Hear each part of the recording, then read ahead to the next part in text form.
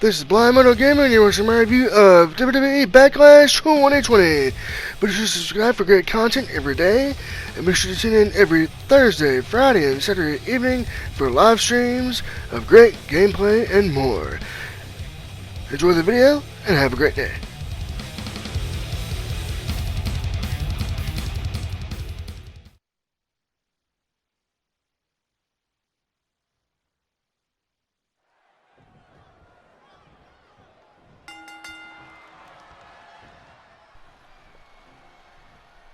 Hello everyone, Blind Moto Game here, and it's now time for another WWE pay-per-view review. Tonight, I'll be looking at Backlash 2020, and you're probably wondering, hey, Blind Moto Gamer, was it worth the purchase?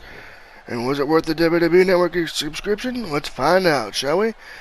Tonight's card consisted of a variety of matches, including the Street Profits versus the Viking Raid Experience, Edge versus Randy Orton, Jeff Hardy versus Sheamus, Asuka versus Nia Jax, and much more. So I'm going to focus mainly on the greatest wrestling match ever, because that was the one that I was most intrigued by. And I'm going to be honest with you, the card as a whole was it was okay, it was decent. I didn't really pay attention to any of the stats because I wasn't invested in any of them particular matches. I wanted to mainly see how the production of the greatest wrestling match ever was going to be. And I'm going to be honest, the fact that they did amplified audio and camera editing was clever. But the one thing with the Viking Raiders versus the Street Profits was they had that cinematic opening.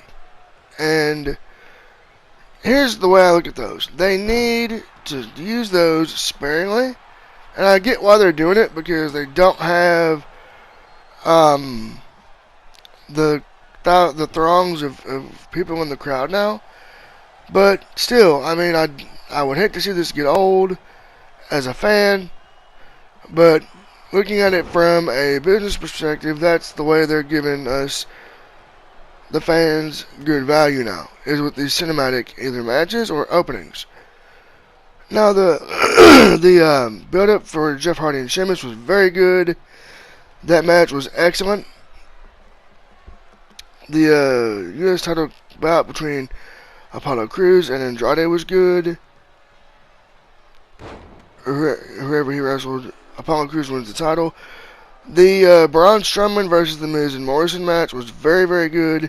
Braun Strowman retained that title in that one. Now, what would I have done to make it a little bit better? You're probably wondering.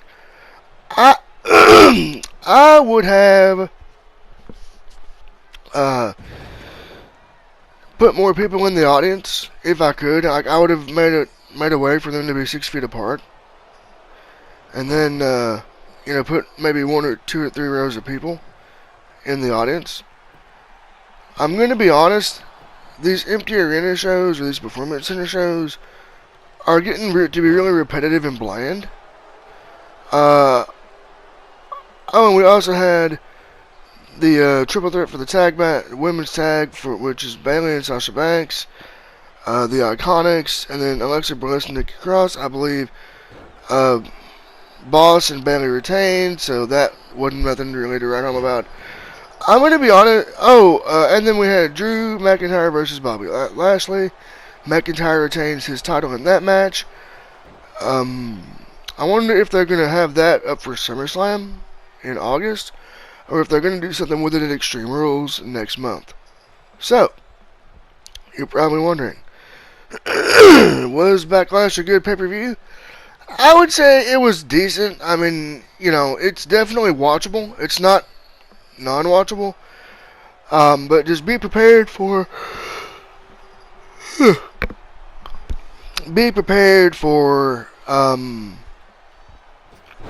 lot of filler content.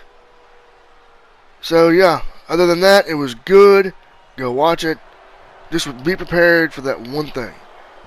So, with that being said, this has been my review of WWE Backlash 2020. The next pay-per-view I will be reviewing will be Extreme Rules 2020. And just a heads up, I will not be using WWE 2K20 for the footage. I've reverted back to WWE 2K19 just for the sake of stability. So, until next time, enjoy the remainder of this Edge versus Randy Orton match from Backlash in WWE 2K20. And I will see you in the next video and on the next live stream. So long, everyone, and good night. And peace out.